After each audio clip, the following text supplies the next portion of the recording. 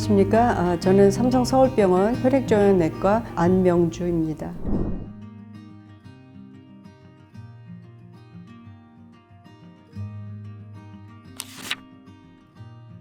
아마 두 가지로 볼 수 있을 것 같아요. 첫 번째는 폐암은 조기 발견이 좀 어렵습니다.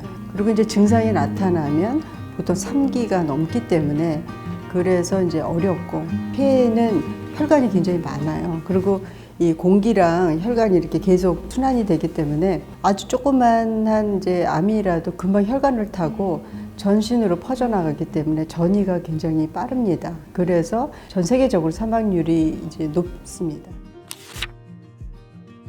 미국은 비흡연자가 한 10% 정도인데, 우리나라도 포함해서 일본, 일부 중국이라든가 이쪽 홍콩이라든가 이런 동남아시아 쪽은 이제 비흡연자 선암이 좀 많은 걸로 돼 있습니다. 한 30% 정도 돼요. 그럼 왜 비흡연자들이 또 암이 생기느냐? 뭐 예를 들어서 뭐 공기 중에 있는 라돈이라든가 뭐 음식을 할 때 나오는 그 연기라든가 이런 것 때문에 연관성이 있다고 얘기는 하지만 아직까지 확실히 밝혀진 것은 없습니다. 그 비중이 소세포 폐암은 한 15% 정도밖에 안 되고, 비소세포 폐암이 지금 거의 한 85% 정도 그렇게 되는 거거든요. 또 비소세포 폐암도 이제 세 가지가 있어서 평평상피암, 선암, 대세포암 이렇게 있는데, 옛날에는 평평상피암이 한 70% 정도 됐는데 지금은 한 25%밖에 안 되고 되게 선암이 많아요. 이제 비소세포 폐암 중에서 적게는 60%, 한 70% 정도 선암이에요. 이제 그 선암 중에서 적게는 40%, 많게는 50%, 그러니까 거의 한 2명에 1명 정도는 EGFR 돌연변이가 있다고 생각이 되죠.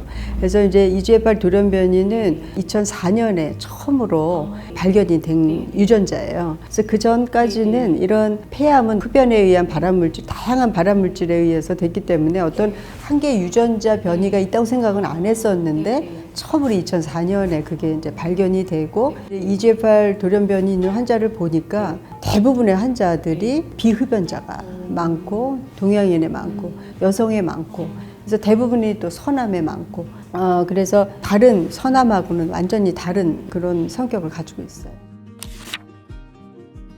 이제 수술이 가능한 환자들은 수술하거나 또는 방사선하거나 약물치료 이렇게 세 가지가 있고, 이제 3기 이상, 4기 환자들, 이미 다 전이된 환자들에서는 우리가 보통 얘기하는 일반 항암치료, 그 다음에 이제 표적치료제, 그 다음에 요새 나오는 이제 면역항암제, 이렇게 세 개가 있습니다. 치료가 이제 다르죠. 옛날에는 다 그냥 항암 치료밖에는 못했었죠. 근데 이제 그 표적 치료제가 나오면서 그 항암 치료와 표적 치료제를 직접 비교를 했더니 엄청 차이가 나는 거예요. 기존의 항암 치료는 반응률이 한 30%, 표적 치료제는 거의 70%예요. 기존의 항암제는 이제 무진행 기간, 이제 치료를 해서 병이 진행될 때까지 기껏해야 5, 6개월인데 이거는 거의 한 10개월에서 11개월 정도니까 거의 2배 차이 나고, 만약에 표적 치료제를 치료를 안 한다 그랬을 때 생존 기간은 기껏해야 15개월을 못 넘을 건데 지금은 거의 한 3년, 거의 2배 이상을 차이하는 거죠. 네. 그 돌연변이가 있는 암만 이제 선택해서 죽이기 때문에 우리가 일반적으로 보는 항암에 의해서 뭐 머리가 빠진다거나 백혈구가 떨어진다거나 토한다거나 이런 것들이 거의 없고, 그렇지만 이제 EGFR 그거를 이제 건드리기 때문에 뭐 피부가 좀 건조해진다거나 이런 부작용은 조금은 있습니다. 하지만 뭐 그런 항암하고는 뭐 엄청난 부작용의 차이가 있죠. 아주 드물게 뭐 1% 이하의 환자에서는 갑자기 이제 폐렴 같은 게 생긴다거나 간 수치가 굉장히 갑자기 높아진다거나 뭐 이런 경우 아니면은 치료를 중단하거나 이런 경우는 거의 없다고 볼 수 있습니다. 네. 어려운 부분이 이제 한 두 가지로 이제 얘기를 하면, 처음에는 이제 표적을 하니까 굉장히 잘 들어요. 그래서 꼭 완치될 것 같은데, 이 암이라는 것은 이제 계속 자기네들도 계속 생존을 해야 되기 때문에 또 다른 돌연변이가 생기는 거죠. 이 약제에 대한 내성이 생깁니다. 그래서 우리가 한 1년 정도 쓰게 되면 약에 내성이 생겨요. 그래서 내성이 생기게 되면 이제 암이 줄어들었다가 이제 다시 커지는 거죠. 그러면 기존의 약이 이제 듣지를 않는 거예요. 그 내성 기전을 이제 찾아서 그 다음 치료를 전략을 해야 되고, 또 하나는 이제 대부분의 환자들이 이제 뇌전이로 또 전이가 지금 이제 나오는 1세대, 2세대 약제가 지금 1차 치료로 하고 있는데, 지금 뭐 이레사라든가 타세바라든가 지오트립 이런 약들인데, 그 약들은 폐는 잘 듣는데 이게 이제 뇌 혈관 장벽을 뚫지를 잘 못해요. 그래서 그 두 가지가 아마 제일 한계점이라고 할 수 있습니다. 그래서 나온 게 이제 3세대 약제가 나온 거고, 그 3세대는 새로운 돌연변이, 내성 유전자를 극복을 하고, 또 하나는 이제 뇌 혈관 장벽을 극복을 할 수 있는 그 두 가지 장점이 있습니다.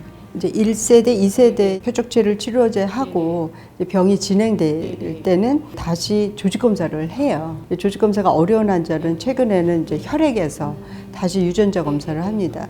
그래서 이제 검사를 해서 그 중에 이제 적게는 40%, 많게는 60% 환자들은 T790M이라는 새로운 돌연변이가 생겨요. 돌연변이가 생기는 환자들에 한해서 3세대 약제가 잘 듣는 거죠. 그래서 3세대 약은 기존의 그 EGFR 유전자 돌연변이에도 잘 듣지만 T790M이라는 새로운 내성 돌연변이에도 잘 듣는 걸로 돼 있어요.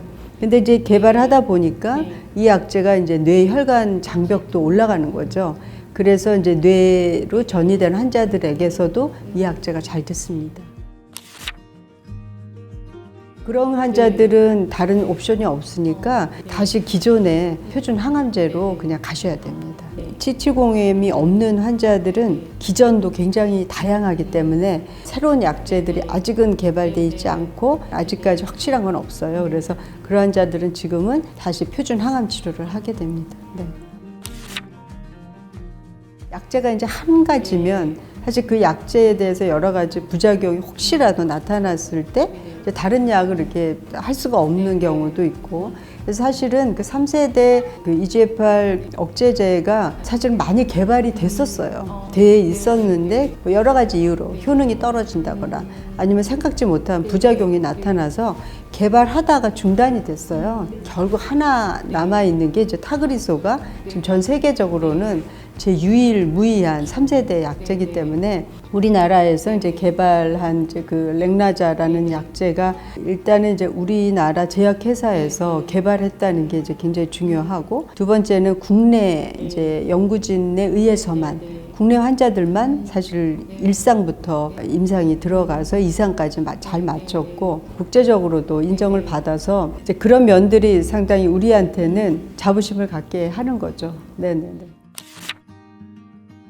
이게 직접 비교를 안 했기 때문에 뭐가 뭐보다 낫다 이렇게 얘기는 못하지만 현재까지는 효능성이라든가 부작용 면에서는 크게 다르지 않겠는가 그런 생각을 많이 합니다. 타그리소도 보면 이제 뇌 전이가 있는 환자에서 이제 뇌 쪽에 반응률이 한 50% 정도 나오는데, 렉나자도 우리가 이제 1상 이상에서 이제 뇌 전이가 있는 환자들에서 한 20 몇 명에서 보면은 반응률이 거의 한 55% 정도 나오거든요. 그 다음에 이제 반응 지속 기간도 다 도달하지 않을 정도로 그래서 상당히 효능성이 좋은 걸로 돼 있어요. 그렇지만 환자 수가 아직은 적어서 우리가 조금 더 데이터가 모여야 되겠지만 현재까지로는 뇌로 침투하는 율이 상당히 좋지 않겠는가 그런 생각을 좀 많이 하고 있습니다. 그 1상 이상에 들어간 환자들이 한 180명 정도 되는 걸로 알고 있고, 뭐 2년 이상 드시는 분도 지금까지도 많거든요. 그래서 길게 장기간 복용을 해도 큰 문제 없이 부작용 면에서도 괜찮지 않을까. 하지만 역시 렉나자도 똑같이 타그리소랑 비슷하게 현재까지는 이제 T790M이 있는 환자들에서만 사용을 할 수 있습니다.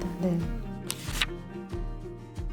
원래는 T790M 있는 환자를 대상으로 기존의 항암과 렉나자를 비교하는 3상을 해야 되는데 그거는 현실적으로 윤리적으로 할 수가 없어요. 이미 타그리소가 허가도 받고 또 급여도 받았기 때문에 3상 연구를 할 수가 없어요. 네, 그래서 이제 그 렉나자를 1차 요법, 그래서 1세대, 2세대와 이 약을 직접 비교하는 그런 3상 연구를 지금 시행하고 있어요. 그래서 이제 거의 환자 등록이 끝날 걸로 생각이 들어요. 이제 그렇게 되면 렉나자가 T790M 뿐만 아니라 1차 요법으로도 이제 옮겨갈 수 있는 근거가 돼서 그런 것들이 지금의 한계점을 커버하지 않을까 생각이 듭니다.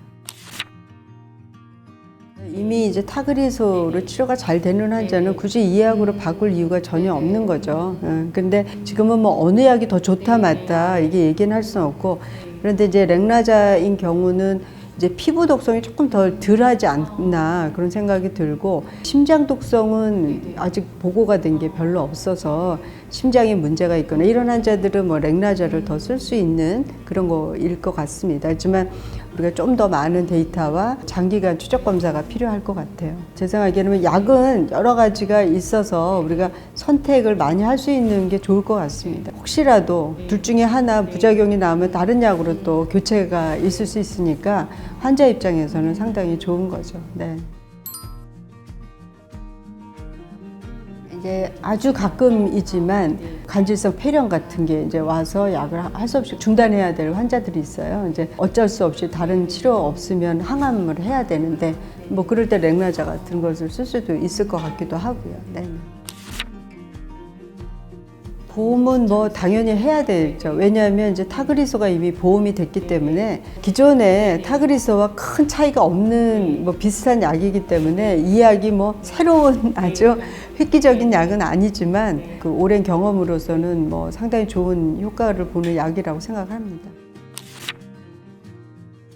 진단되면 6개월밖에 못 산다 이제 이런 생각을 하셨는데, 최근에는 항암 치료, 또 표적 치료제, 또 면역 항암제까지 많은 다양한 치료들이 점점 많이 개발이 되고 있고, 그래서 보호자나 환자분들은 폐암으로 진단을 또 4기로 받았다 하더라도 포기하거나 그러지 말고 열심히 치료에 정진하시고 전문가들 말씀을 따르고 열심히 치료하면 그만큼 또 성적이 좋아지실 거로 기대를 합니다.